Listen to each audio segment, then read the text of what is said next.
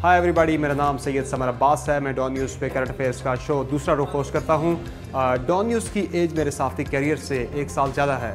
आज से 9 साल पहले जब मैंने अपने सहाफ़ती करियर का आगाज़ किया तो मैंने मुज़फ़्फ़राबाद आज़ाद कश्मीर से डॉन न्यूज़ को ही ज्वाइन किया बतौर डिस्ट्रिक्ट कॉरेस्पॉन्डेंट। फिर 2010 में मैं इस्लामाबाद ट्रांसफ़र हुआ, इस्लामाबाद ब्यूरो में रिपोर्टर की हैसियत से। फिर 2014 में मुझे प्रमोट किया गया एज स्पेशल कॉरेस्पॉन्डेंट। फिर 2016 से अब तक मैं अपना प्रोग्राम होस्ट कर रहा हूँ डॉन न्यूज़ पर, और एक नुमाइंदे से प्रोग्राम एंकर तक के इस सफ़र में डॉन न्यूज़ की मैनेजमेंट ने मुझे बेइंतहा सपोर्ट किया। बिलखुसूस से हमारे सीनियर्स ने मेरी कदम कदम पर रहनुमाई की, जिसके लिए मैं सबका तहे दिल से शुक्रगुजार हूँ।